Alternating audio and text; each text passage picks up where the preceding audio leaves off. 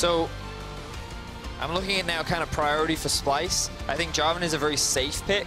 I don't think I want to see them put value on Xayah like they have done in this series. I think that instead, I'm trying to think, do they try and focus on just getting a strong support right now? Something like the Braum could be a good answer if they want to try and just guarantee a strong bot side, and then they can flex the Jarvan wherever they want. I mean, honestly, I sort of like the Xayah Rakan right here pairing up with Jarvan for a very strong team fight. If anything... Into a Galio, though? Into a Galio, it can be a little bit difficult, but Xayah with the self-peel can help a lot against that hard engage. Instead, though, you called it, it's going to be the Braum down in the bottom lane for North Scare, and so looking more towards the style we saw in the last game, where it's very safe picks on the bottom side to play through their solo laners, and especially Vizicachi. But Rek'Sai stays up and available. I was going to say the Rek'Sai, and then he locked it in instantly, which leads me to believe now they just lock in their mid laner if they want to, but instead they're just going to go for the confident pick with the Kalista. Yeah, so this is a really strong 2v2 that we see a lot over in the LCK, where having the strong all-in of the Galio as well as the Kalista in the early levels is so good. Now, I'm honestly surprised that we see this Vayne, because I'm like, you know what? Pick an Ezreal or something could scale and sit back. Vayne is not necessarily that pick. Yeah, but Kobe is undefeated on the Vayne this split, 2-0. He is yet to be killed on the Vayne this split, 5-0-2 in his games. And who else to step up but the all-pro AD carry? So what I quite like about the pick is the fact that it does outscale, and I think it's one of the few that can outtrade a Kalista. Not at super early levels, especially if we see one of those Hail of Blades Kalista, which is very lane dominant. But I do think that many AD carries consider it to be a very favorable matchup. And with the Braum and Jarvan, I feel like you've already got yourself a pretty well-rounded team comp with the side of Splyce. You have damage, you have engage, you have peel, you have a lot of utility, and they still have a lot of flexibility in their draft as well. Remember, while we don't expect it, Vayne can still be flexed to somewhere else, and there's always that threat along with the Jarvan between top and jump. Yeah, and so my only question is whether or not they save counterpick for mid lane all the way last and reveal where this Jarvan is going to be going, or if they grab themselves a relatively safe mid lane or something like, I don't know, a Syndra perhaps could be relatively useful here for Humanoid. We're looking at a primed Hecarim pick right now with everything banned away. You would imagine, I feel like this is SK saying, you don't play it, so we will. And if you don't lock it in now, we're just going to lock it in, because like Poppy, Kennen, Vlad, Akali, these are all picks that are considered very, very good into that champion, and we know Werlib likes to play it. So to me, this is a big shout. This is the champion SK is looking at. There is the Syndra pick, though, and a great prediction on that one. Now, Vedius, we'll see if your Hecarim prediction does gallop its way into this pick and ban. SK maybe needs something out of that bag of tricks, maybe need a few comfort picks to be able to take this victory against Splyce. Well, right now, I think it might be a Hecarim over here for SK. We already see those summoner spells changed up. Ignite plus TP for Werlib means this is almost surely going to be the Hecarim locked in here. Good prediction, Vedius. Thank you very much. We're just smurfing. We're smurfing. So can we get the last one as the honest question? It's like as easy as solo queue. So I'm wondering now, do they go for a high progressive mid lane? Like, I don't expect Pyrion to play something like a Fizz. It's not usually his style of champion, so I think what else could you go into the Syndra? They could consider something like the Azir once again. I'm not a massive fan of it, but it is one option that they could go for. Depends how edgy they're feeling. Not that edgy. Not a little bit of the dark side in the form of Morgana, but super weird. It's a safe mid laner at least. You can use your spell shield. The problem is at early levels, because of the Qmax on the side of Syndra, it's very easy to pop it. So that is assuming that the Morgana is mid lane. Remember, you could move her down towards bot. Morgana into Braum, especially Kalista Morgana, is actually a very high pressure lane where you can generate a lot of push. So we may see the Galio in the mid lane as an answer to the Syndra. Now, seeing this Shen locked in for Vizicachi may come as a surprise. We don't see this champ all too often, but it did get some key buffs to trading with the damage on Q in the laning phase, and can generally be strong for setting up ganks and protecting a Vayne, a low-range AD carry in these later game team fights. I like a lot of the options that both of these teams have, both in laning strength as well as the team fight phase. It seems much more balanced than the other games we've seen so far today. Shen, of course, did get buffed on 9.6 as well with the Q buffs, getting a little bit more damage coming out from that. And it is Chachi's most played across his career, if I'm reading these numbers right as well. So he is very, very comfortable is. on that champion in the top lane. Unicorns of Love, when they had that really good year, I want to think it was in 2017, the year that he played with Xerxes, their Shen was one of the biggest picks for him alongside that jungler. And now, with one win away from moving on to round 2 in the LEC playoffs, is going to be bringing it back. So definitely a big pick. Really excited to see him back on the champion. Still a couple question marks for me around this Morgana in the mid lane against the Syndra. We'll see how it does, but what we can say for sure is Splyce, once again, do have a couple of lanes they can play around. Mid lane, maybe top lane, I don't know, it depends how early you can try and set up plays onto the Hecarim with a Shen. Meanwhile, for SK, I do think that with the Rek'Sai, you're kind of looking at that bot lane ender. I believe we are going to hand it over to an interview. Law standing by with Splyce's coach. Let's see what he has to say. This is match point for you guys now, but what do you think about this draft from SK? I think they went a bit all in on the early game, which is fine. They have a good draft for sure, like they want to snowball through bot, but if their first place fail, I think the game will be over. We kind of try to force them into a situation where in the last game they have to basically take aggressive moves, and after the last game that we did where we were super aggressive, we want them to force them to make a mistake. So if they make a mistake, we'll win the game. All right, we'll see how it goes for you guys now. Let's dive back into the game. Casters, take it away. Thank you very much, Law. Some wise words there from Duke there for trying to force SK into the early game. That was their intention with the draft. And it seems to have worked out well because SK have a very strong early game team. And I think it's important how he said that SK are looking to snowball through the bottom lane, because in this draft, Splyce gave themselves a lot of tools to defend from that. Not only do you have the Braum to stay alive, but you have the Vayne. I think Vayne is actually very good into Rek'Sai ganks, because the second he comes through a tunnel, especially if he's trying to flank you or come from behind, you can get immediately condemned into a wall. So that lane should be able to stay relatively safe in the 2 versus 2. And then as long as they survive until level 6, the Shen should make any plays around there very, very difficult. It's the Hail of Blades Callista as well, which is really cool. We saw Uzi playing it in the RNG versus IG matchup, and if anyone did watch that game, you will be reminded of how dominating he was in that matchup. It is really powerful. The fact that you can stack up 3 Ren stacks like almost immediately and then just pop them is just so much burst and trade damage, and also the amount of mobility that you get as well, which is a really big deal. So when you pair that up with a Galio, it's just such a strong 2v2, and while Braum can do a good job of mitigating some of that, I don't believe he stops the actual Ren stacks from building up inside you. So the moment his shield drops, he can pop just as quickly, especially in those early levels. So it's definitely an easy lane to play around for the side of SK. Yeah, and especially once you see the Blazing King or even just the Bilgewater Cutlass come in for Callista, having that extra slow, as well as you mentioned the mobility from the Hail of Blades, those first 3 auto attacks, you can instantly get on towards your target and give yourself a lot of tools to play with. But I also think for SK, since we are focusing on their early game, it's worth pointing out mid lane as well. Thinking about trying to gank a Syndra, usually she's a relatively safe champion because she can use her Scatter the Weak to knock away any jungler, especially a Rek'Sai whose approach is very slow and telegraphed. But if Morgana just uses the Black Shield on towards the Rek'Sai, there are abilities for them to look for moves around the mid lane early as well. There are just a couple of technical issues getting into the game, which is why we are continuing to talk without any action underneath us. The computers are getting restarted, and we'll get official updates from League officials in just a minute's time. So apologies for that, of course, but it means we have more time to talk. Yeah, and I'm going to talk about Syndra into Morgana. Now, I don't recall what the Morgana mid from earlier in the day maxed, but usually you would put 3 points in your Tormented Soil, and then you would max Q into E.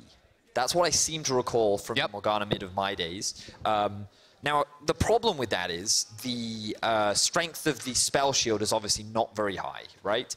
And when you're playing this utility-heavy Morgana, I wouldn't be surprised if we did see actually second max, or at least putting points in the Black Shield, because your role isn't really to kill anything, it is there to provide utility, you know, by going with the Glacial Augment and slowing everything down.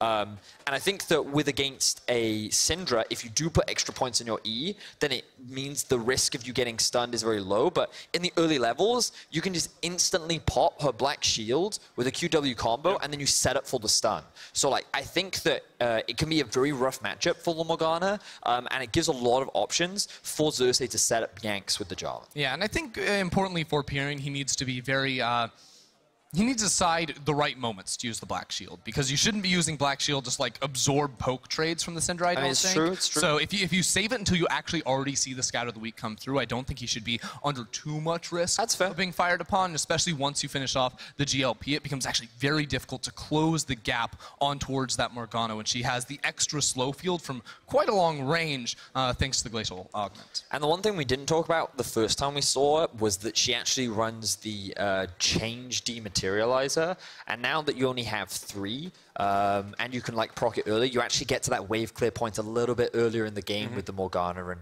having chatted with Frosk a lot, she's very enthusiastic about the fact that you have, it brings a lot of champions that had weaker wave clear kind of to the forefront. Things like Lux and Ahri, and now Morgana into the fray, that all have the potential to be a little bit more relevant. Yeah, and the important thing about the dematerializer changes in terms of those champions being buffed is the damage increase, the percent damage increase you get against different minion types went up on this patch. Even though you get less total stacks, you're still going to do more damage. So importantly, those types of champions will be able to clear caster minions off of just 1 or 2 spells, which is a big weakness of those types of picks.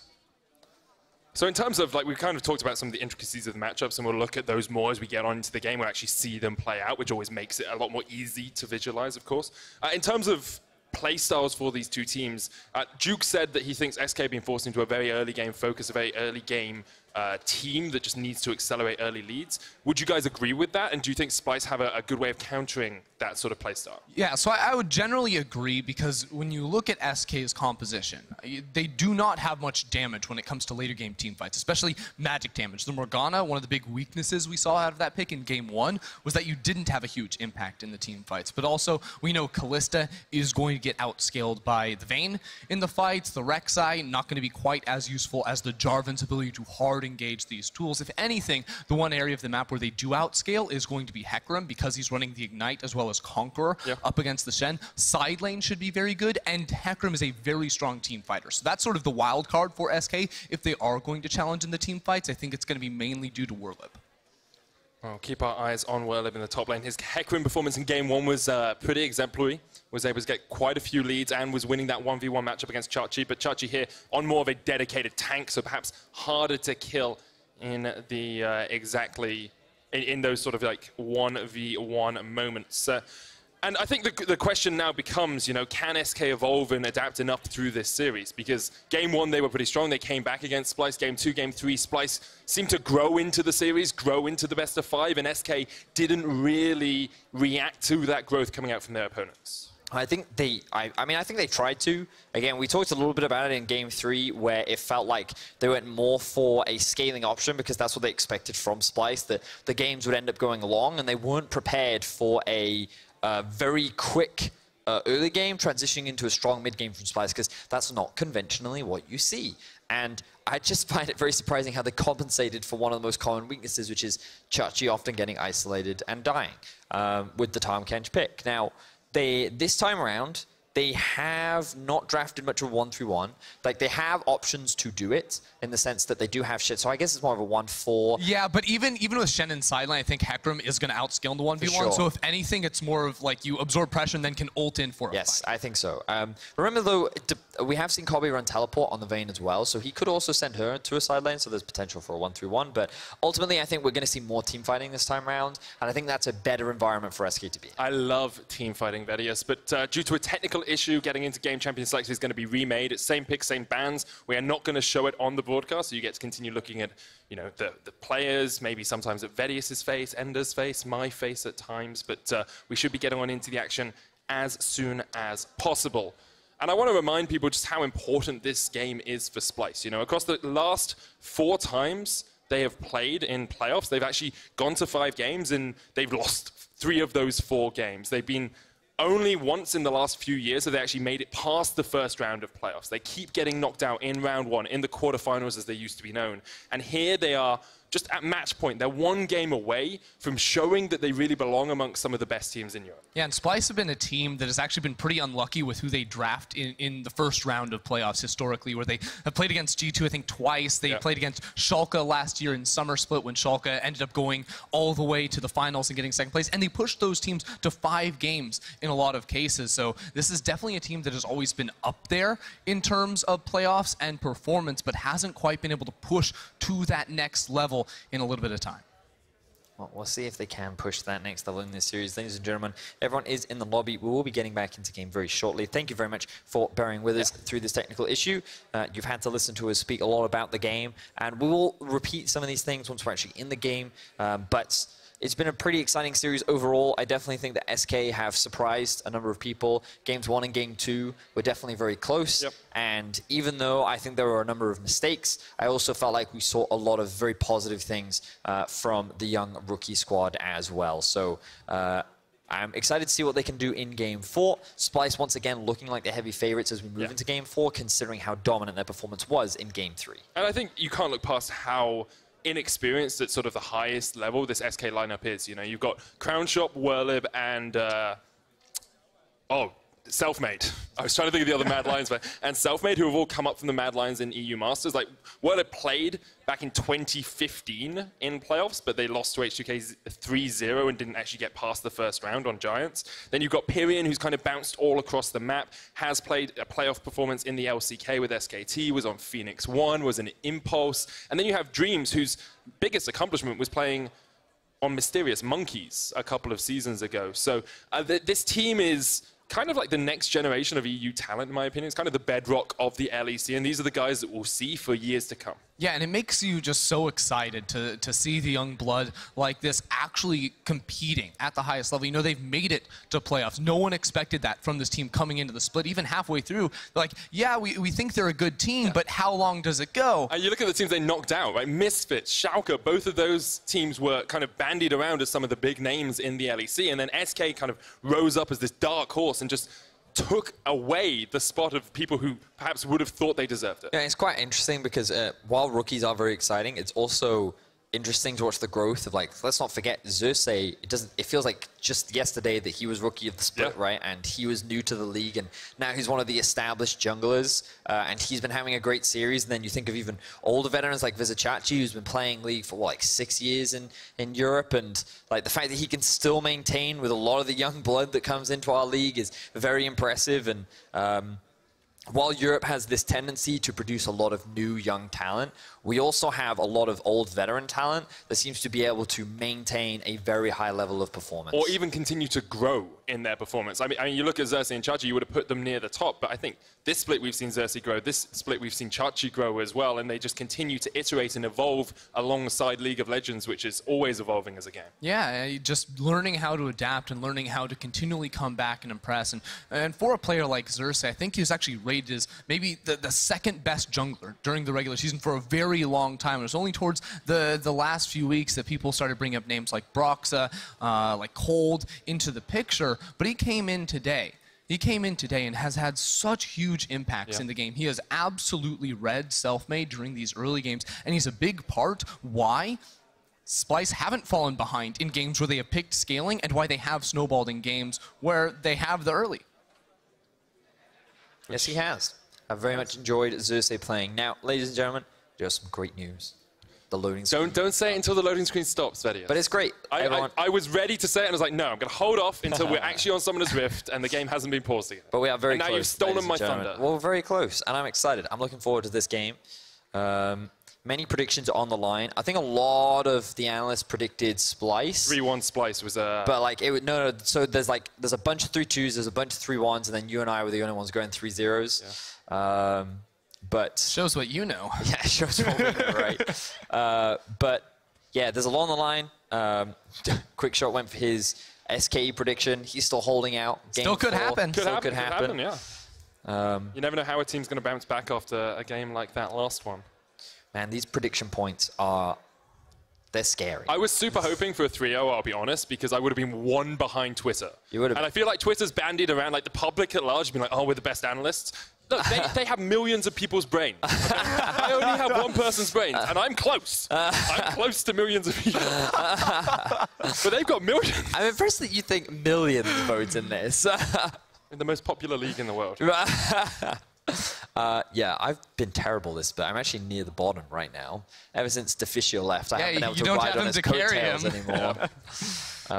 So where are you, Andy? You're kind of middle of the pack. I think I'm 1 point behind you. Okay, so I'm really close. I mean, there's a lot of people. Pretty weak over. All right, Medic. So because Vedius over-anticipated, we do actually have another bug coming into the game, which means I believe we're going to have to just jump on out and remake things. Hopefully, we'll get it sorted out as soon as possible for you guys. And while we do that, I think we can talk a little bit now, because we kind of talked a lot about Splyce and SK. Their opponent's Fnatic, right? Yesterday, we saw them absolutely destroy Vitality. The winner of this series will play against Fnatic next week in our round 2 matches. And I think either team that comes out of this will be wanting to just kind of refine the way they've played a little bit today if they're going to stand a chance against Fnatic. Well, I think the scary thing about Fnatic is I actually don't think they showed a lot yesterday. I think Vitality lost a lot more than Fnatic won. And they're out of here. So I think it's actually very difficult to assess how strong Fnatic will look. But the one thing I will say about Fnatic is that they look the same as they did during the regular season. And, I mean, on the one hand, that's scary because they obviously went 8-1 in the second half of the split, and that's very good. But at the same time, their playstyle is, I don't want to say one-dimensional, but like you can almost expect what's going to happen, right? And while they are very good at it, it's one of those things that you can plan for and look to play around. The question is, can you actually handle the quality bar that they do bring to a game? So that is definitely the question. While we wait here to get on into our 4th game of the day, we're going to hand it over to Shox and Friends at the analyst desk. Friends.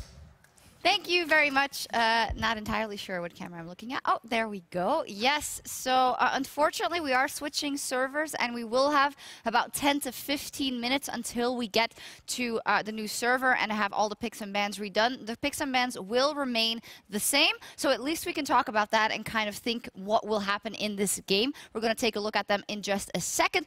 What were the biggest surprises, knowing that this could be the elimination game for SK? Galio got first pick. Yeah, I was going to say, how about that Galio first pick? That hasn't been touched pretty much this entire series. It does definitely fit kind of with the MO of Dreams, who's had an incredible performance. He's a playmaking-oriented support, so at least, you know, this is a champion that you expect that he could step up on. But that was such a curveball. Yeah, we said we needed to see SK try to find like at least one lane to play around early, because last game they didn't really have that, and then they just kind of fell over and they couldn't defend long enough to actually win the game when they went for Baron. So I think they probably just said, listen guys, the full late game thing didn't work for that one game. We have to win now. Let's try and swap it again and get a bit more aggression coming in early with like Galio, Kalista. The problem is when you show it that early, things like Vayne, Braum will not really struggle too hard against it. So that's going to make it a lot harder. Yeah, because if you think about it in the context of, you know that they have a very strong bot side as well, is it then wise to show it that early? I think it kind of introduced some interesting mind games where if I'm looking at the Galio, I'm like, okay, you know, why do you priority pick a Galio when it feels like the Rek'Sai wants to be there? But it almost forces them to then respond by taking away the Jarvan. I just want to highlight for people watching the picks here, there is a small mistake. Braum is actually on the other side with Splyce, and Morgana is picked by SK, but in the second phase. It even confuses the graphics. It's just so people don't get completely confused. It's not like they're running a Galio mid in this game and Braum down in the support role. But yeah, I think this draft is super hard to play for SK on their side. They also do have the Hecarim top, which actually worked okay in the first game. That could be a shine light. And I think the fact that you have Rek'Sai coming in for self-made is pretty crucial because he needs a really good early jungle matchup. Personally, for me, I felt like Warlib was very hit and miss on the Hecarim performance. There were sometimes where you like watch it play, you're like, yes, Warlib, that was crazy, that was insane. There was other times like, Warlib, please just go in. I think what's really important about Hecarim top, since we've only seen it a couple times, was permabanned in the previous best of 5 of Fnatic versus Vitality, is that he does require jungle resources. And that's not meaning that he needs to gank the lane all the time or have his lane ganked, but he needs to be pushing because he's about spamming that Q. And because it is kind of that Rafflecopter, when he wants wants to make the aggressive chip away plays at you, it means that he's inherently going to also be shoving the lane forward. So the jungler just has to have priority there because Hecarim does open himself up to be ganked. Last time around, Selfmade didn't have that jungle priority, and Werlib had to play the matchup very far back. This time around, he should be a lot more aggressive and in the face. Yeah, and I think this will also show us if they're learning from their mistakes, because that was game one. Now they're going for that pick again, and we know that Hecarim is extremely strong.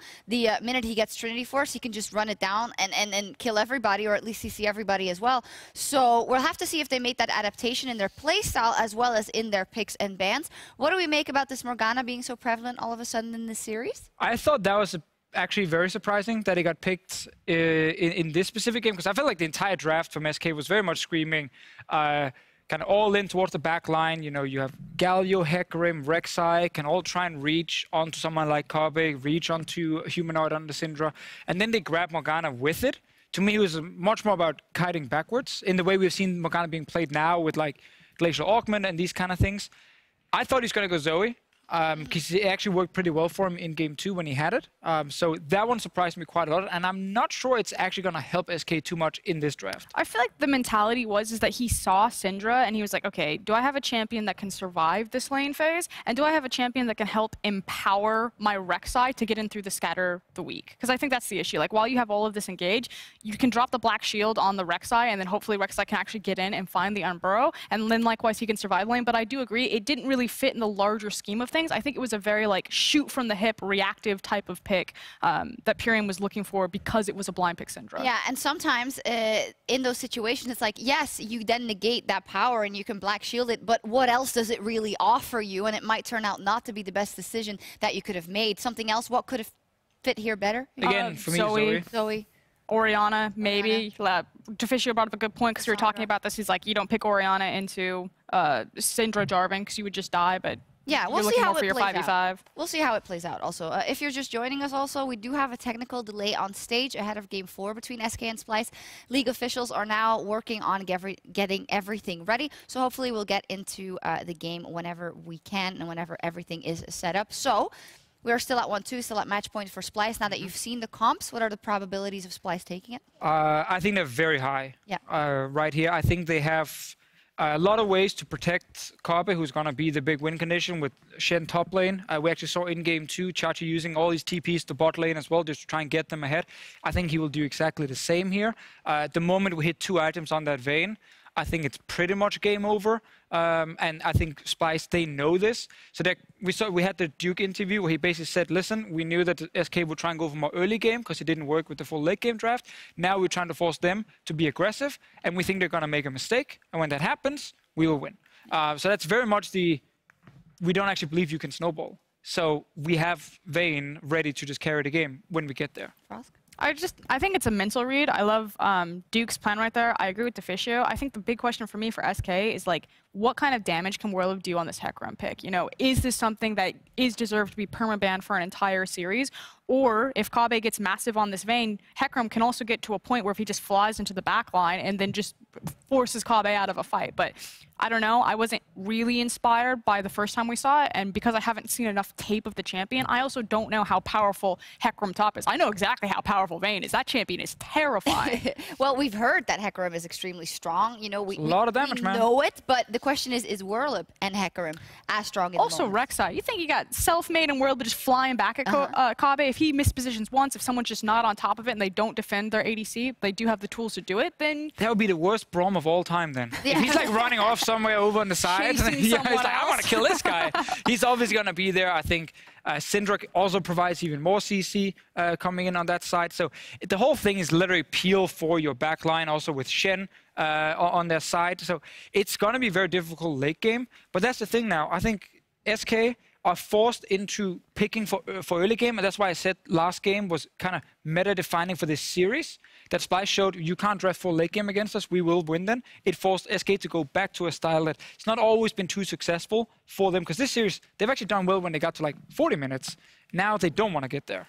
And what I want viewers to kind of watch for, especially when they're watching Splyce, because this is always coming down to 5v5s, watch where Kobbe stands and how his team zones for him. You expect the Vayne will be standing next to the Syndra because the Syndra threatens. You can't dive back onto him. I'll just scatter the weak, push you out. You expect that Braum's constantly going to be shielding up Vayne, moving with her, disengaging with this Q. And the nice thing is even though you have a Jarvan in this composition, he's not necessarily there to force an engagement unless they find a clean pick or it's like time for the go button. You know, people got whittled down or something like that. But because he has the Demacia flag, like again, Kabe just goes sick for this game. This can just be Splyce moving very slowly around their ADC until they see their moment where they lunge forward. Yeah, to me it just looks like it's set up for Kabe and for Splyce to close it out, but they do have to do it. Now, we've talked a lot about picks and bans, and while we wait, we can also get a bit more insight for SK, because Laura is standing by with their strategic coach.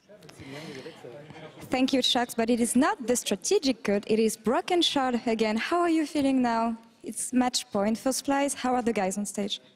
I mean, we just need to regroup ourselves and get our thoughts together so that the last game, something like that doesn't happen again, where we don't really have answers to what they can do on the map. This game, we give ourselves a lot more tools to really pressure Splyce.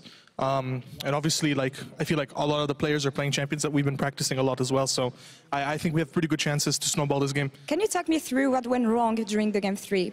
Were you expecting the Vel'Koz pick, for example?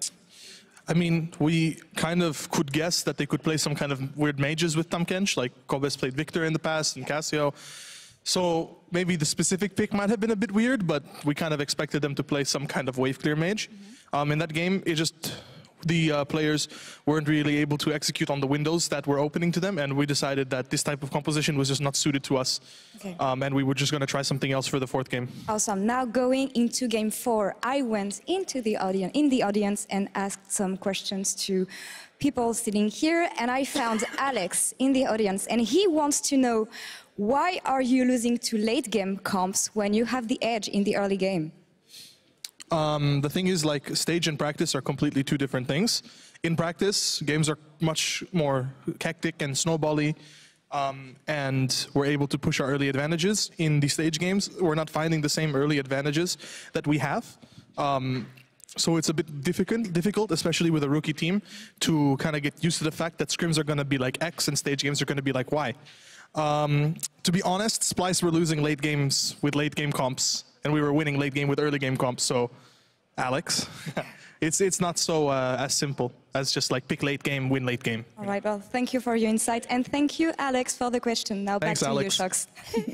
Alex is on Broken Shard's list, man. That guy Alex went is gonna in. Broken Shard is right now going straight into the other. Alex, where the hell are I would love is Alex Miller, the owner of SK. He's like, why are you guys doing that? Oh my god, I love that. Great stuff, Law. Apparently he knows nothing about strategy. Also, Broken Shard, he's not the strategic coach. I like that, yeah. Sorry. He's the head coach. Yeah, I'm sorry. I mean, we're making a bit light of the situation. I think everyone will forgive us for that since we've been waiting a little bit. But he did give some good insight. He said, well, things are just not translating every time to the stage, and I think that's also to be expected. Yeah, and again, with a rookie, squad with a lot of inexperience, I like the word that he also used in tools, that he wanted to empower his players to have tools that they could try to force plays into the early game against Splyce. Now they actually have to execute on them, because in game number 1, things went very sideways. Yeah, I just heard that they were trying to track down Alex, but they can't find him anymore. So He left. Ran away. He's ran away. We don't know. So yeah, as we refocus in on this game, sorry, it's just really funny.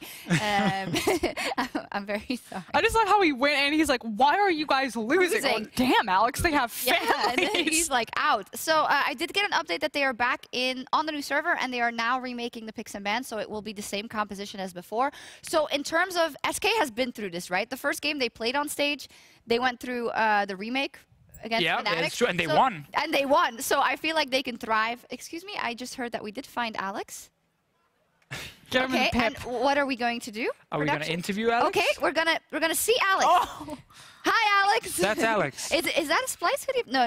It's some other non-defined brand. Hey, Alex, you're doing a great job. I think maybe you can join the crew because I like your questions. And we all lost to Twitter and Superior Analysts. Yeah, so, I didn't lose to Twitter. No, frankly, Alex isn't part of the problem. And seeing how we are completely losing the plot, the game is ready. So we're going to go back to the casters. Thank you very much, Shox. We are back on a non-defined Rift. There we are. Okay, let's put on our serious faces here, guys. It's game 4. Splyce are 1 game away from facing Fnatic in round 2 of the first ever LEC playoffs. SK have drafted a relatively early game comp. Splyce have drafted more scaling. Come on, Alex, let's see if they can do it for you. This is the early game that matters.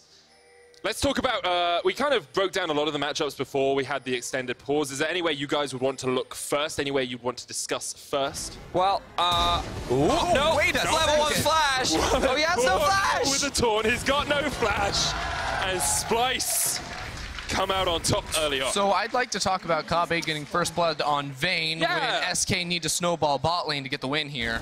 Because he gets 400 gold off that. He's going to get a longsword and an extra potion. That should make the 2v2 pretty easy. Definitely evens it out a little bit for them, you know, getting the extra longsword, a bit of extra damage. We have actually seen a very similar level 1 where the Vayne gets a kill in the Fnatic game up against XL in week 8. It was a bit more of an invade at that time, but having a Braum at level 1 just makes it so much easier for you to get kills. Concussive blows is so easy to stack, and although Crown Shot and Dreams will be able to pull the wave here and get the wave pushing in their favor, you still think Kobe and Noscaro are ahead. So let's have a look at this level 1 and see exactly what Splyce decided to do. So the first thing you'll notice is that the bot lane has decided to group up with the team, and they're going to start moving through. They're going to come in from behind Whirlib, and they're going to sneak into this burst. So he has no visibility, right? So as we roll the replay, what you'll notice is that Whirlib has no information right now that this is happening, right? And remember that at level 1, he has no flash. So if we zoom in a little bit closer, you'll see how Vizichachi went over the wall with the taunt, and Whirlib has no idea that he is behind him. And with the duo at the bot lane, remember Whirlib, no flash, no way to get out of this situation. They're expecting Whirlib to be here, and then they come in for the collapse, and they end up locking him down. So really good stuff from the Splyce at level 1, and they set up for a very quick kill to start the game off very well. Yeah, and we've seen them do this already, right? In game 2, I believe it was when they used the Rakan to hop over the wall. They scouted out SK so well in these early levels. They see 2 games of Whirlib going to that same position. Now he's on the Hecarim without a flash and set up for a very well thought through first blood. You can see how hard a lane it could be for Splyce though in this bottom side. Flash in already by Selfmade onto Humanoid, cleansed, flashes away. And with Selfmade being knocked back by the scat of the weak, Humanoid's able to survive. So Ender and I are laughing at each other right now because one of the things we talked about was I really don't like this matchup. I think that it's a really good one for the Syndra. But then Ender was like, maybe they'll look for an early gank mid. And we both said, if she's running cleanse mid, I don't see it happening. And then at level 3, he comes in, flash, knockup. And you can't cleanse the knockup, so you guarantee the binding as well. And now he's looking for a repeat gank. Humanoid has nowhere to go apart from underneath this tower and just can walk back to it safely. Pyrian using the minion dematerializer here in the mid lane just to try and get that extra push off with the Morgana. Yeah, and gonna be able to do that with the extra pressure he was provided with as Kabe takes a nice trade in the bottom lane. Remember, he has the extra longsword to go for this fight. Now, looking at the summoner spell choices from this bottom lane, we see a difference because both ADCs went for the cleanse themselves. They see a lot of, hard CC on the other side where in these fights they need to stay safe. Wait a second! Crownshot, one more order would have had the concussive blows, but the ignite comes out and Crownshot rends down Braum. Flash away from Dreams, flashing by Kobe, one more order! Oh, it's enough! He gets him! Not going to chase him underneath the tower, but ends up being a 1-for-1 trade in the bottom lane. That's a crazy 2v2 right there, where you can see the early game power of Kalista plus Galio, but Vayne is no slouch either into these 2 picks. All the damage went down onto Noscaro to start things off, so it's Kabe who gets yet another kill in this lane. I do think the press the attack really adds a lot of early game power to the Vayne, and when you combine that with the silver bolts, and of course the extra longsword that she got from First Blood is definitely a great setup for Kabe to be in. So he's now 2-0 on this Vayne very early on, and remember that for SK, their whole game plan and win condition was snowball through bot, rely on this early game Kalista to get ahead, and this is not the situation you want to find yourself in. No, it's not. And while Kabe did get 2 kills in this lane, I think SK do have some hope, and that is because there's basically no summoners left. It's just the cleanse for Kabe that he still has. So we see Selfmade now level 4 pathing towards this bottom side of the map. Feels like they would love to look and punish, but it's Xerxes who spots him out. They know the Krugs are there, they've spotted him out as you say, so Selfmade will just do his Krugs instead. Still the push advantage down towards Kobe and Noscaro for the moment in that bottom lane. Across the rest of the map, you can see Chachi actually having a bit of a CS lead towards the top side. He's backed away, he's got himself Ninja Tabis in the matchup against the Hecarim. Mid lane pretty even, but bot lane is definitely the place to be at the moment if you are a fan of action. So once again, the Morgana is going for the Glacial Augment. I don't have time to talk about as, oh yeah, he's going to get spotted out on a ward, so he's likely not going to be able to do much with this. But the Glacier Augment in the Morgana mid lane, we already saw this in Game 1. If you've only just joined us, this Morgana is very much about utility, primed to provide support for the rest of the team. And typically in this matchup, the reason why she struggles is because we don't have time again, because more fighting. No. Just keep talking till yeah, okay, that's fine. I'll keep talking. But basically, the reason why this is typically a bad matchup is because on the Morgana, you want to put early points in your W, and the range isn't especially long. So you actually have to walk up to the caster creeps in order to threaten the enemy caster creeps to clear them out. And at that range, Syndra can just sit near the melee creeps and just harass you back and basically make your life difficult. But because she has no summoner spells, she's forced to play defensively, which means that Morgana can always just walk up to the lane and has priority. So the early gank from Selfmade was so important, and it has made this matchup so much easier for Pyrion to play. Yeah, and while mid lane definitely got the help from Selfmade, bottom lane, not the same story because it's Xerxes been constantly pathing around there and providing vision, even though there hasn't been a gank. You just saw Crown Shot was forced to reset, to miss a minion wave. They lost a plate down in that bottom lane, and the Ocean Drake went over towards Splyce as well. So I think that Xerxes getting a little bit of the upper hand in this early game by playing around his very strong Vayne at the moment. It's definitely working out for Splyce. They have about an 800 gold lead, 7 minutes into the game. And Chachi actually having a pretty easy performance in the top lane on the Shen as well. 15, 16 CS up. Obviously has a lot of experience on the Shen pick itself. Yeah, and you expect to see the Shen win the early laning phase. We're going to have to hold that thought because there's going to have to flash over this wall. And Warlip, that's not even Selfmade going for the red buff invade. Usually it's those two. That's crazy. It's very aggressive play from the mid lane. Morgana got it. Morgana got it. Gets it with the Tormented Sword. Obviously not the best, but still, being able to force the flash away from Xerxes, get the push pressure in mid so you can actually go for that invade, and then still just be able to get out scot-free is very good stuff from SK. Yeah, but take a look at that trade here from Vizicachi. This is what we were sort of talking about with the Shen in the early levels, especially with the buffs to the Q. His trading against Hecarim is going to be very, very nice. He basically taunt forward, land that pretty easily on towards the Hecarim, get down some auto attacks, and use the dodge field to make sure he can't be traded against. Now, Selfmade won't be able to find this gank, I don't think, unless he can get the Black Shield down onto him. That is the unique strength of having the Morgana in the mid lane, is that it provides you the safety net and the CC immunity for Selfmade to approach as the Rek'Sai. A little bit of an item disparity in the bottom lane as we saw Kobe go back, get the Xerxes Greaves and a Vampiric Scepter. Selfmade looking for the flash on Burrow here onto Humanoid, who flashes away, but Pyrion with the binding won't quite connect. Humanoid still had the cleanse if that binding had hit him. And across the board, like a little bit of a back and forth, a little bit of a to and fro between these two teams early on. The taunt's going to land here, but the concussive blow comes out as well. Justice Punch knocked into Norscarin, who puts up the shield, but there's a lot of Ren stacks coming in. The fake call comes out, Crown Shot knocked away with the Condemn. And the Splyce bot lane continue to try and trade onto SK. Of course, they have the Ocean Dragon picked up, so they can take these trades and then use the sustain from that Drake. Yeah, the trading definitely going in the favor here of Vayne. You see the strength of the Vayne in towards the Galio, where you can knock him away or dodge away from the initial engage, and Norscarin positioning as well in front of the dash of Dream, so he couldn't use that to escape after good trade. Now both junglers will be headed towards the bottom side of the map. Going for the dive.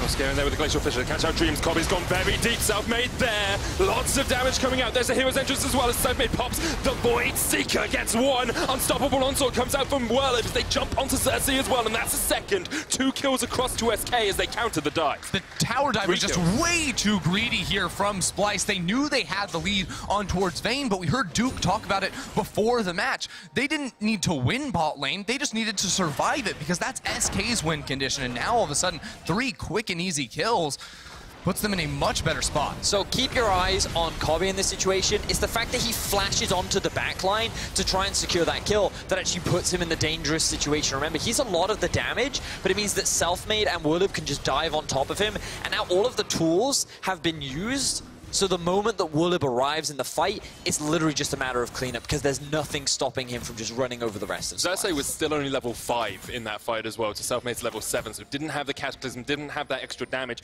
And SK, after a little bit of a weak start, have actually come out swinging here and equalized that gold differential. Now notice SK's decision-making on top of the map, because after getting the win down bot lane, you might think, wait, we want the 2v2, but no. Because Shen used his Stand United to get into the fight, they're going topside to avoid avoid the TP mismatch where they wouldn't be able to play around their bottom lane. It also gives them the added benefit of there being a Rift Herald up here, whereas no Drake will spawn for the next minute. So overall, it's a very solid map movement here from SK.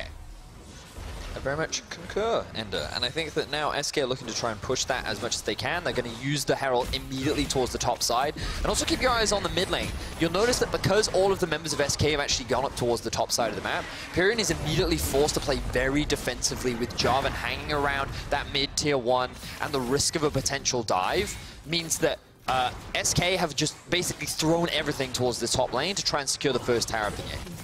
They just about get it. Kobe was actually hitting minions for a little while there. Maybe would have been able to get the tower if he had decided just to focus it down. But still, goal pretty much even between these two teams just as we come past the 11-minute mark with Infernal Dragon up in 20 seconds or so. It seems like that's the position on the map that Splyce are going to play towards. Now, there will be some big cooldowns missing if there is a fight that breaks out around this objective. No Stand United for Vizichachi, no Heroes entrance for Dreams down on the bottom side. But apart from that, both teams are relatively well equipped for this fight. But notice the vision control. Because the map was split and Splyce controlled bot side, they have all the control wards to dominate the vision. Humanoid caught out, decided not to use the cleanse, taunted, straight away uses the cleanse, but the Soul Shackle is going to come down as well. He pops the Unleashed Power onto Pyrion, Dreams gets the kill, down towards the bottom side, the Void Rush comes out from self-made, double knock-up though, and Kobe can open up with this Vayne. They're going to catch out Dreams, who goes golden, Crown Shot caught in the Cataclysm, running away, Dreams down towards the bottom side, Whirlip coming in, the knockback with the decimating charges on Kobe, Crown Shot will take him, Dreams will die, and still Whirlip holds off on the ultimate. SK come out on top in the fight though. Ends up being a 2 for 2, but as you rightly said, SK are the ones that come out on top. They're the ones setting up siege onto this tier 1 and will secure more plates. And honestly, the amount of time that Splyce were able to stall out as Chachi now in danger. Chased out, he was baiting for a long time there. Just tried to keep fighting against Whirlip, but couldn't do anything. Ends up just killing himself. He ends up dying isolated once more, increasing his total to 24 as SK look to build up an even bigger early game lead. And the most impressive part is that Whirlip didn't actually need his ultimate when he came in. He used the charge initially to just assassinate Kobe, and that meant that he held on to it. And I don't think Vizichachi was really respecting that when he went for this pointless duel over by the blue buff. I do think that the cleanse should have just come out immediately from Humanoid. The fact that he holds onto it for too long means he doesn't actually dodge from the Soul Shackles, so he dies to the Ignite and the Galio. And you think at this point, oh, Kobe, he's just going to find a bunch of kills, but then you see the Zhonya's coming out from Dreams, means that Kobe gets indecisive and doesn't commit to Crown Shot. So Crown Shot in a 1v2 actually ends up forcing the enemy back, and that provides time for Whirlip to then join the fight. So the indecision from Kobe around the Zhonya's from Dreams means that he ends up dropping in the fight, and that's why SK are able to take it. And ultimately, without this kill on the back half with Vizichachi, again, no idea what he's doing right now. It was just an even 2 for 2, and you can see that without having Whirlip there right at the start of the fight, the 5v5 was a little bit more challenging for SK to maneuver. A long time ago, though, we talked about the Hail of Blades Kalista in this bottom lane. We said how strong she can be, how Uzi played her incredibly well in the RNG versus IG match. 3-1-1 on Crown Shot already. If you want an early game powerhouse, if you want someone who will spike at that 20-minute, that 2-item mark, a Kalista with a bunch of kills under her belt is definitely that champion. She certainly is, and you kind of need her to be that strong. Typically, she doesn't have to be this strong at this point in the game, but the fact that she is definitely a big advantage for SK. Now, I think she's working towards the Runan's Hurricane second.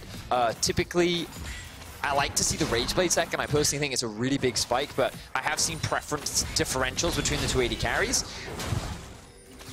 Going for a bit of a trade, but it's definitely a little bit more of a team fight itemization choice where you can then get rend onto multiple targets rather than just trying to build as many as quickly as possible onto a single. Hold to that. Sad United use his Xerxes going in, Pyrion flashes away. And Xerxes just going to get caught out by the tower. Good stuff from Pyrion to escape. Did have to burn his flash, of course, but it's a big ultimate used by Chachi. Now Selfmade is waiting around the corner here in the top lane. Norscarin and Kobe giving him respect, giving him the time of day, and just retreating back behind that remnant of a tower. Void Hunter looking for a plate, wasn't able to find anything because Norscarin and Kobe were playing very defensively. And remember that the Shen ult is unavailable, so SK feel pretty confident that they can look for this fight, and it's just going to force Cobbett and Norscaran back, which then allows Selfmade full control over the topside jungle. Yeah, and the tides have really turned in this 2 versus 2. Granted, Selfmade is giving a lot of control over towards the duo lane, who's currently pushing topside, but because they invaded this whole top area of the map, it becomes very easy for Pyrion and Warlib to knock down this tower. And look how far forward they are. They're sitting inside of the bush, looking for a dive, or looking for a pick, or looking for something. This team really is willing always to take the 50-50 fights. If they see an opportunity, they will pounce. And it's very easy to forget how poorly this game started for SK, you know. We saw a kill going over to Kobe at level 1. He was able to get into the lane with a longsword with an extra potion, but SK have found the picks, have found the plays to turn it around, and now actually in looking a very strong position at the 15-minute mark. They said this is an early game comp. Duke said we wanted them to play an early game comp. Well, it's working out well for SK so far. Yeah, and a lot of it is off the back of a couple of small mistakes from Splyce, but also just some good team fights coming out from the side of SK. Be sure to check out our POV stream at twitch.tv/RiotGames2 and our YouTube channel. Should we go to a Game 5, we'll see the game through the eyes of the supports, but which one is entirely up to you. Spam the chat now, Dreams or Norscaran, depending on who you want to see. I believe right now we are looking at the game through Vizichachi's eyes. Yes. I believe so as well, but they haven't put that in the auto queue, so basically guesswork. Yeah. It's either Vizichachi or Warlib. Shen gameplay, always the most riveting. Hey, he's got 3 kills. That's why I said always the most riveting. I don't like your sarcasm, Betty. There was no sarcasm there. I love Shen. Okay. I'm gonna ask a pretty direct question here, guys, and I pre-warned you about that. I am a really good player. Oh, Norscaran's actually fighting in the bottom lane. Crown Shot uses the hero's entrance. Norscaran forth back, Selfmade gets behind them. Kobe having to jump away with the final hour. Dreams tries to get underneath the tower, but can't land the taunt. Xerxes here in time. Warlib diving under the tower as well. Forced back. Pyrion was coming in from the side, and Splyce should just give up the pressure on this tower. They can't fight against all 5 members of SK. SK had the players down here, the numbers advantage, and they will get the tower, but I actually think it's a big mistake from Selfmade at the start. He saw blood in the water on Kobe, and he got both summoners off of that champion, but had he just focused Norscaran right off the bat, it could have been an easy kill here for SK. Can't blame him for trying to target out Kobe. He's played Vayne 5 times in his career, has never lost on it, hasn't died on the champion this split at all. Well, he has twice. Yes, now he has. He hadn't before today died on a Vayne at all this split. Splyce definitely on the back foot as SK continue to advance. 2k up. Next Dragon is a mountain for them if they want it. That will be spawning in about 8 seconds time. Ooh, good binding, landing onto Xerxes. As SK playing this early game extremely well. They've been able to secure... Ooh, they didn't quite get the bot tower, but all of the outer towers are down. But already 18 minutes in, it feels like SK have full control over the map. And I always get so impressed with what Selfmade is able to do on this Rek'Sai. It feels like that his presence in counter-ganking towards the bot side of the map, the fact that he was able to alleviate a lot of the pressure from Pyrion in the mid lane, and overall his impact in this game has been a large part as to why SK have been able to have such a strong start. And he's going to continue to be very important to this team as well, and I think we're seeing a little bit of a different style in terms of his build path with the early BF sword. That means he's itemizing in towards a second item, Guardian Angel, and that's something you don't always see on the Rek'Sai. It's usually going to be the Black Cleaver for the armor shred and the extra moon speed CR. All those stats are very good on the champion, but instead he knows that he's actually going to be diving more into these fights. I think that when you have a Hecarim and you see this very strong Vayne on the other side, he wants to look for that ult all the way back into the back line, and the GA will give him more of the tools to do that.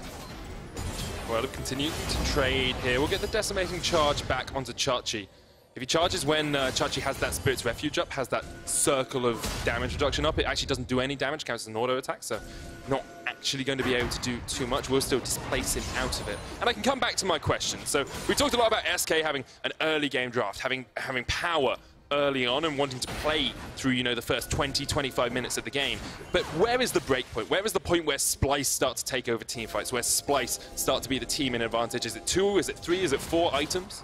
I would be looking more towards 3 items here for the side of Splyce. I didn't get 2 items. They can contest very well, but it's not very clear-cut to me at that point that they win. Ultimately, what I see as being the biggest problem here for SK is Vizichachi and Xerxes just stacking armor on these 2 tank champions, because Morgana in the mid lane is not going to provide you a whole lot of damage.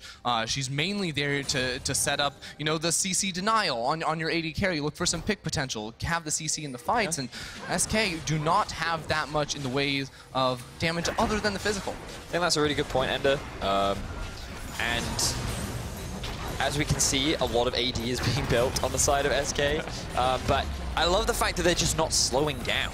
And something that Splyce has often been praised for is their ability to kind of stall games out and just buy time to the point at which they can team fight.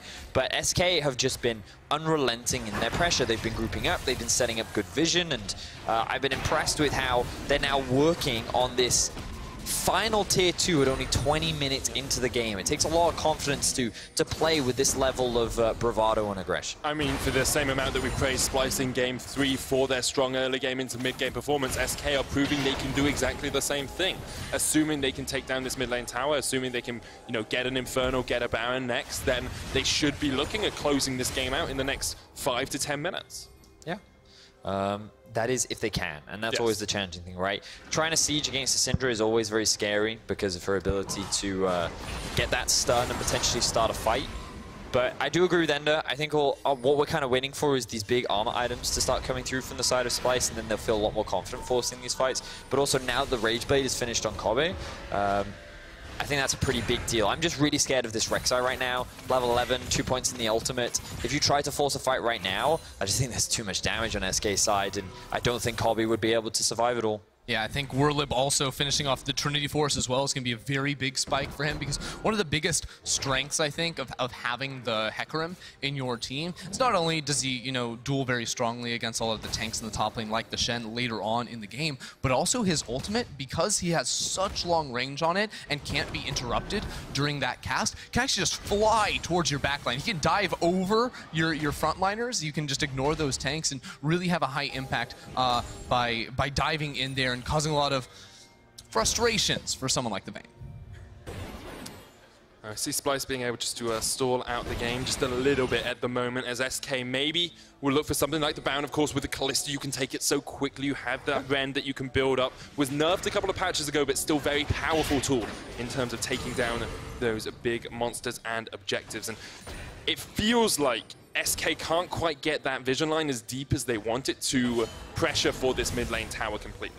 Yeah, I think what SK are just going to be doing is waiting for this Infernal Drake, play a little bit slower for the next few minutes, because around 25 minutes, they actually have a really good ability to force around the Baron. They have the Mountain Drake. If they can get another Infernal, it'll be great. They also might just fight. And Noskaran forced to flash away there. The Scatter Weak did come out from Humanoid, but because of the binding connecting, Noskaran had to be in a bit of a tricky situation. Twin Shadows comes out here, and maybe that's all SK need. A little bit of a pick, a little bit of chip damage on the Splyce players, and they can go for this tower. Don't have to take it all down at once.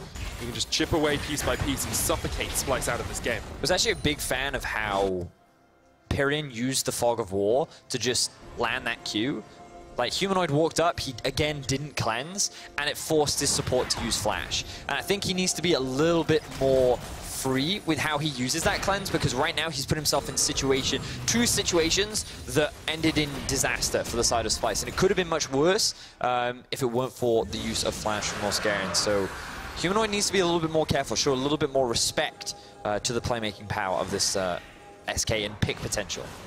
Just coming over the 23-minute mark, 7 kills to 5 in favor of SK. They have a 3,000 gold lead, double Inferno now alongside the Mountain, and they continue just to chip away at this mid lane tower. It's down to about a quarter HP. SK not going to force it. Okay, I just gotta... It's an Infinity Edge on Rek'Sai. Yeah, I was wondering what... Wait, he actually went Infinity Edge? You know what? Go hard or go home, right? You are in no. series-defining game for your team. You are the player that has been looked at as the best rookie, one of the best junglers in the league. And you are trolling right now if you're building an Infinity Edge on Rek'Sai. That's not your job. You have, like, I guess he's worried because, oh, we have Morgana, not enough damage dealers. Guess I have to be the carry now? Like... So I'm struggling, to be honest. And if it works, it's genius. I've had my fair share of Rek'Sai in solo queue, but when you're 1-1-1 at 24 minutes, I'm not sure I agree. It's also such an expensive item that you're really investing a lot into it. Okay. Now he's going for a Ruby Crystal, so he's not even going hard. Okay. So I understand it's not a normal build path, guys. Sure. What Sure. does it give him? Damage. Critical strike. So that's all he's doing. He's trying to assassinate one player on the back line. He's trying to 1D copy. You could do that without an Trying to infinity headshot edge. copy every time. Yeah, so there's ultimately the difficulty is that if you just get instantly blown up, you're in trouble. And Rek'Sai does so much damage just with, you know, items that can give him HP that Rek'Sai should be fine. Now, one of the strengths of Rek'Sai is she actually has some of the highest AD ratios in the game. You're going to go on value. Chachi with the taunt onto Crown Shot, but he cleanses the flashes away. Backline jumped on here by Xerxes, but already forced out. Great taunt by Dreams. Teleport coming in. There's the Glacial Fissure. Whirlib knocked back. He used the Onslaught of Shadows defensively, but here's the hero's entrance. Fate's Call comes out. Self-made on the flank. Has that Infinity Edge. Remember, he could crit someone. Kobe. He's doing it! Infinity Edge does all the work. Kobe almost dies. Ultim, you there coward! we go. He void rushes in, but the Stand United is too much. And Kobe gets the kill. He didn't land a single crit there. His E did a lot of damage. RNG, that's not his fault. His E did a lot of damage, admittedly, but You can't predict RNG, Vedius. This build sucks. this build really sucks. Okay. All right, so, thank you. So, not a crit, not a crit, not a crit. Lots of damage. And if he'd ulted immediately, he might have actually gotten the kill. But then, the Stand Oh, United. Noxgame gets called out. Okay. so now they're going Baron. Wait, they're doing Baron while Selfmade is dead. What is They're just this baiting out the game? team. What is... Okay. Let's bring it back just to a little bit more serious here, guys. So, we are very serious right now, Medic. Yeah. This build is something we really struggle to get our heads around. I understand that. Right? And so what we need to bring into context is the fact that SK were actually in an amazing spot. They had a very good early game, right? And they had all the tools to win this game. And now they run the risk because their jungler has decided to... Now, I'm not going to say that's going to lose them the game, right? Because... It is a risk they didn't need to take. It is a risk that they ultimately didn't need to take, and it is baffling. And also, Duskblade's just better, right? So... Anyway, rather than delve into that conversation, the bigger thing is that Kobe now just picked up another kill. He's now sitting at 3 items, and SK are just kind of struggling to now break that tier 2 line. So now they're kind of posturing around the Baron and threatening this. And you already talked about how the Kalista can be very threatening. You're now looking for this pick if you're SK as you kind of dance around the Baron buff. And Whirlib is here in this middle lane. I don't think SK are going to pull the trigger on the Baron too quickly. They've been a little tentative around it thus far, but there is another Infernal Drake coming up in a minute, and they still have complete control over this middle lane with some deep control wards inside this eastern quadrant of the jungle on Splyce's side. However, it was 7 minutes ago that Vedia said they've done such a good job breaking down all these towers. They've done such a good job. They already left only tier 2s here, and still Splyce's 2 remaining tier 2s stand. They have stalled out this game. They have built up some of these items on their AD carry, on their mid laner. They have a very tanky Shen with the Warmogs, with the Sunfire Kate, and you wonder whether SK kind of missed their window in the early game to really accelerate this. I don't think so. I don't think that they've suddenly, like, the game is over for them. They're still 2,500, 3,000 gold ahead. They have a Hecarim who's going to be stronger in the side lane now against the Shen. They have full vision control around, like, the river forward, and they're the ones still dictating the pace. It's just, the longer the game goes, arguably the harder it is, because you run the risk of getting into another one of these team fight situations where you just kind of look at this comp from... But actually, I think both sides actually have pretty solid team fight, but ultimately, okay, they started the Baron. This is risky, super, super, super risky, but look where Selfmade is. He's nowhere near. Selfmade down towards that Infernal. There's Chachi with the Stand United. Just come back off. Just push mid, take Infernal. It's actually free.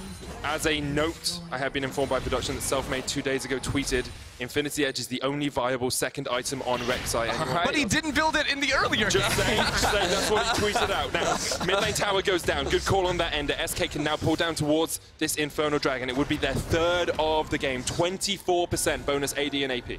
And yet we're in a position now where Splyce do not want to give them the chance. I think Splyce are comfortable looking for a team fight. They have Kabi where they want them. SK wanted too, though. Both of these teams, remember game 1 and game 2, how intense the team fights were, how they turned games around on a dime. Well, we're about to get another one of those. Selfmade on the Infernal Dragon here. Crown Shot there as well. Splyce may be looking for the fight because they've split up SK. World has the flank. There's the Infernal. That's all the buffs going over to SK straight away. Chachi has a few spears in his back. Whirlib caught out with the scatter of the weak. Crownshot's in the pit. Whirlib has the possibility of an onslaught of shadows here, but SK just want to disengage. Crownshot can jump across the wall, remember, with the pierce if he needs to. Actually, Pierce is going to jump in. The face call comes out. SK want the fight. Splyce, the front line is Chachi. Humanoid from the side. There's the Glacial Prison. Xerxes caught out by Whirlib. It's all on Kobbe. Watch the AD carries here. Kobbe steps forward into the hero's entrance, knocked up, and look at the damage coming out from SK. That Runance from Crownshot's doing absolute work. Chachi takes one. We have a little status game as Kobbe's still on the front line. He gets one. Can Kobbe do it? He's still alive. He gets self-made. He gets Pyrion. Somehow Kobbe managed to survive and takes down two, and Pyrion and Whirlib have to run for the wind. SK get the dragon, but they lose the fight. It is Kobbe who stays alive, and now it's Chachi hunting down the horse. The taunt doesn't quite connect, but look at the healing coming out onto Chachi with that Warmogs. Kobbe stayed around, condemns Whirlib back, and pins him in his place. Splyce win the fight. So, that was pretty crazy. Let's have a look at how this side. SK could have gotten out, but instead they wanted the fight. They then decide to commit onto Xerxes.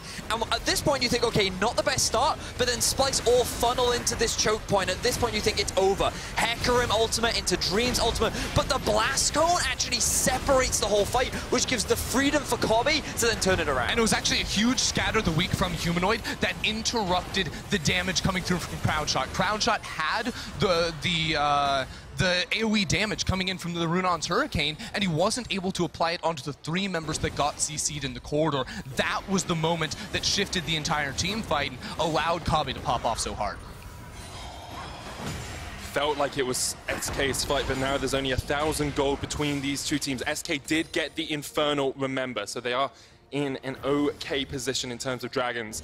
If you are watching us from North America, the LCS Spring Playoffs is starting soon with FlyQuest versus Golden Guardians. You can watch that, the countdown now, over at twitch.tv/LCS. When we close out Splyce versus SK, the LCS is switching to twitch.tv/Riot Games, and the post-game lobby will move to twitch.tv/LEC. So if you want to stay tuned for that, go to twitch.tv/LEC. I believe Golden Guardians and FlyQuest will be playing later on this evening. That's what I said. Yes, that's all right, my apologies, but the point is, it's supposed to be an exciting series just like this one is, as SK are still in a great position to bring us to a Game 5. Two very evenly matched teams over in North America, two very evenly matched teams here, it seems, as See, well. that was the point I was trying to get at. I got there.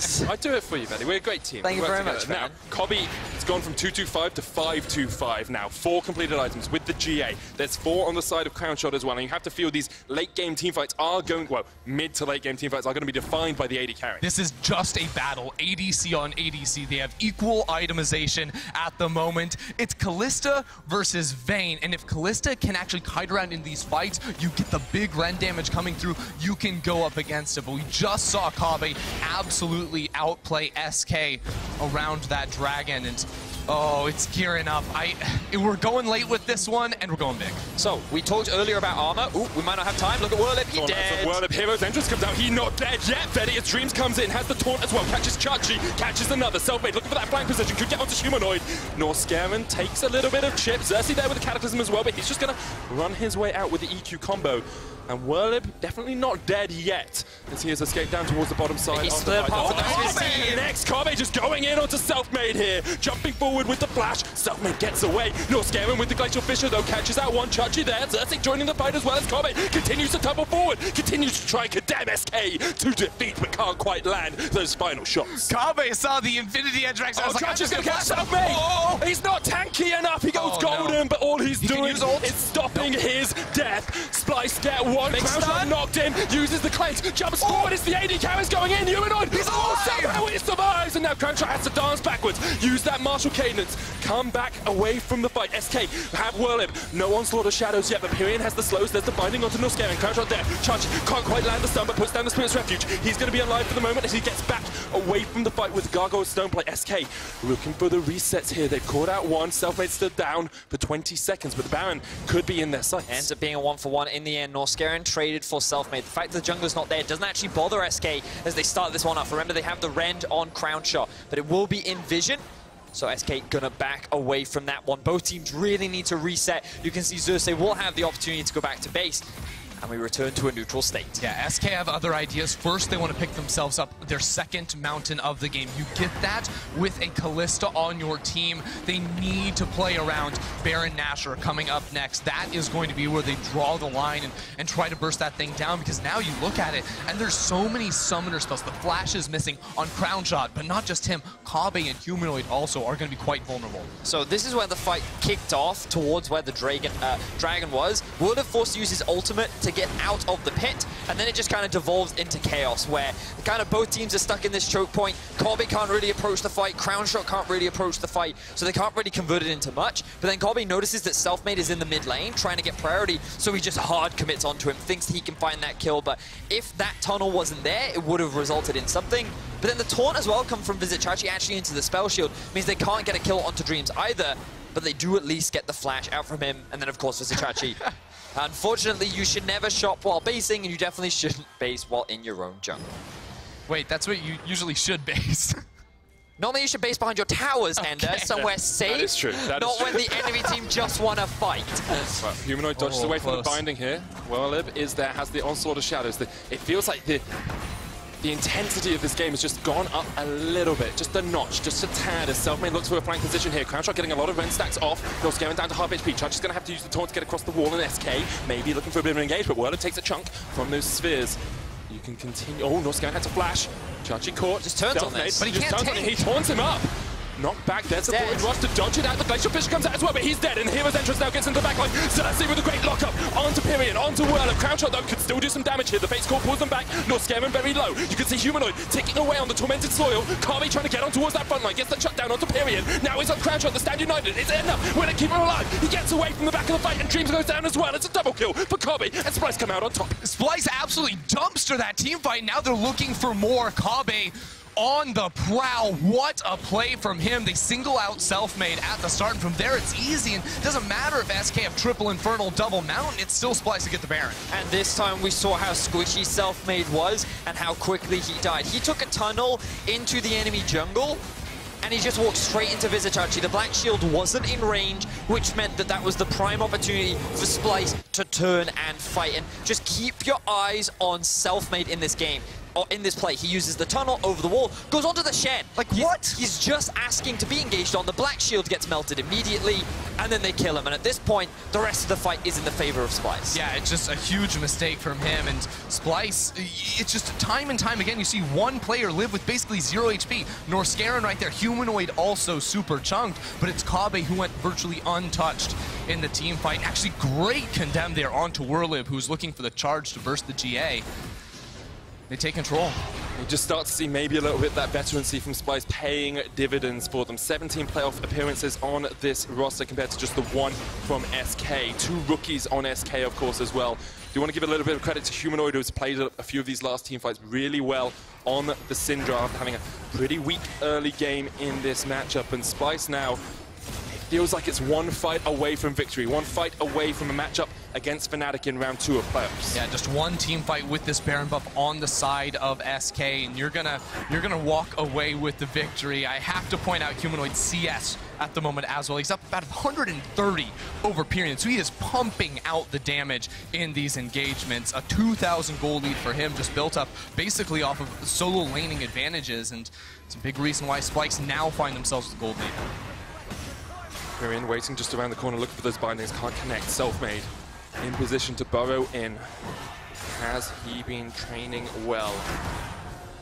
Going to use the oracles to sweep out that ward, but immediately knows that Splyce are aware of his position. Twin Shadows used as well. SK just trying to delay as much as possible as this Baron buff slowly ticks away. So we briefly talked about in the draft about this 4-1 composition that Splyce do have. You can see now with the Shen here, no teleport as well. It's actually very easy for Splyce to force a numbers advantage with the Baron buff as well. So it's something that SK have to constantly respect. And impressively, Vizicachi is actually forcing the Hecarim back. So we talked a little bit about how Warlib should have the scaling advantage later on, but he's just so tanky at this point.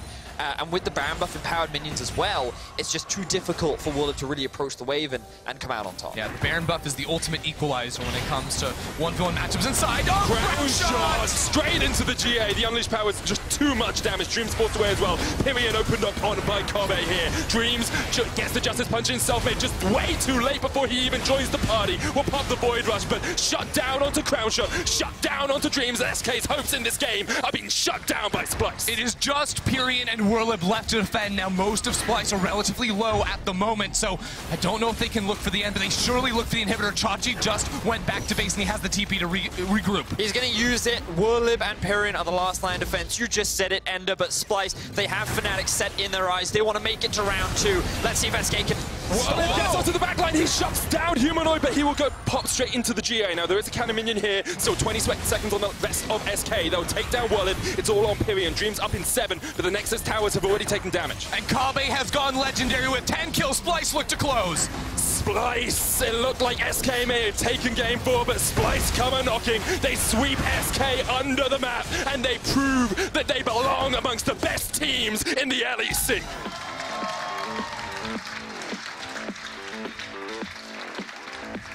After a good regular season, Splyce come into playoffs as heavy favorites, and while game 1 definitely showcased some mistakes, they cleaned things up. And they were able to get some very impressive in the late game, in the final game that mattered the most. Yeah, the team fights early on in the series were impressive to watch from them. That game 3, they showed a completely different style. Yes. It was impressive from them. The 1-3-1 comp, they show that it's not just the one-dimensional play style. They have other tricks up their sleeve, and now going into round 2, after 3-1 victory, looking pretty solid. And it was something that you mentioned as well in the game, and that the armor items really did come into fruition later on into the game. Having that front line for Kobe to play around just kind of unleashed the beast. You know, they soaked up so much damage. You said so many members got so low health, and just kind of showcased that SK's composition could only do so much. And unfortunately, they just couldn't get through that front line, which then allowed Kobe to clean up. What I think I really like from Splyce in this series is that little bit of versatility that they showed in game 3 as well, playing completely through the early game, shoring up that mid game that has been a weakness from them. It feels like they've used the couple of weeks we've had from the end of the split to now to really work on their weaknesses and become a stronger, cohesive unit. They certainly have, and on the other side of things, SK. It's a team that, again, not everyone expected to be making playoffs in their first split back in Europe, and they played admirably. Look, they contested, they won game 1, they made it here to the playoffs, and they challenged Splyce. That's not something that every team could say. And honestly, SK look very good, and I'm very excited to see them return in summer. I think you can pick out every single player on that team and look at a performance they had today that was really good. Like, they didn't always all perform well in the same game, but Dreams in game 1 had a really stellar performance. Even in this game, had some incredibly good taunts. We saw Pyrion have some good plays. Crown Shot was consistent. Warlib on the Hecarim was giving us a little bit of extra spiciness in that top lane. And then Selfmade. I mean, we've said so much about Selfmade across the course of the split, but I think he is gearing up to be one of the best junglers in the LEC in the future. I think there's evidence to show that there's definitely room for growth with Selfmade, but for his inaugural split, he's definitely been a very impressive and impactful player, and I look forward to seeing what he can bring in the future, along with many other SK players. With the likes of Schalke and Misfits, expectations were definitely against them, and you guys already talked about it, so I'm curious and excited to see how they do next split. But for now, we've got to focus in on Splyce as they join the ranks of Fnatic, Origin, and G2 in that round 2. And what they will be fighting Fnatic for is a spot in Rotterdam and a spot at the finals. And that is definitely a big challenge to overcome, given Fnatic's performance over not only the second half of the regular season, but the absolute dismantling of Vitality yesterday. It definitely will be. Just in case people don't understand our playoff format at home, the winner of Fnatic versus Splyce will play up against the loser of Origin versus G2. And then the winner of Origin G2 will play the winner of the match between the loser and the winner. Well, they'll go on to the final. They go into the semi-final match, and then they all go on to the final in the end. So the match on Saturday in Rotterdam matters more than ever. It's not just the third place decider, it's a decider of who gets into the final. Yep. If you want to vote for your key player of the series, you need to head on over to @LolEsports on Twitter. We've narrowed it down to Chachi, Kobe, and Norskeren. That's a spicy one. I mean, Kobe maintained his undefeated record on Vayne. He's never lost on that. So I think one of those, this is always a really hard one where realistically you wish you could vote for all 5 players, because every single game there was I think we can give a lot of credit to Xerxes for like the first 3 games, for example, right? But his impacts in game 4 and maybe, well, I think his impact in game 4 just wasn't there, right? And so I think different members showed up at different times. But for me, ultimately, Kobe was the most consistent of all of them throughout the series. And I think that he is definitely worthy of praise of helping Splyce get to round 2. I think I can agree with that. Over in the LCS, the Spring Playoffs is about to start with, you guessed it, FlyQuest versus Golden Guardians. You can check out that countdown right here at twitch.tv/Riot Games. Here from Berlin, we're actually going to get ready for our post-game lobby, where we'll be joined by Xerxes and Norscarin to discuss today's series and more. If you want to catch all of that, you should change to twitch.tv/LEC. If you're watching on YouTube, though, you can stay right where you are, because we'll be right back after a break.